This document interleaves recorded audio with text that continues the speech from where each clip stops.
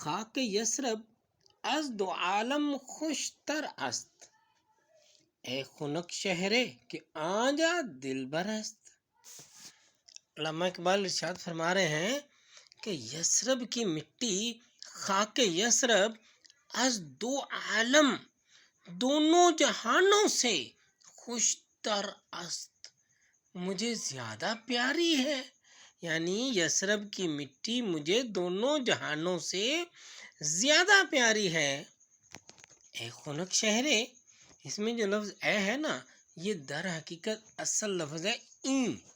N یعنی یہ والا، این یعنی یہ والا، کون سا؟ یہ والا یعنی یسرب، یسرب کی طرف اشارہ کیا جا رہا ہے۔ این خنک شہرے کہ یہ خنکی والا، ٹھنڈے ٹھنڈے موسم والا، ٹھنڈی ٹھنڈی ہواؤں والا، پاک اور معطر فضاؤں والا شہر، ایسا شہر یہ کیوں ہے؟ کیونکہ آجا دل برست، کہ یہ وہ شہر ہے جس میں میرے دلبر قیام فرما ہے۔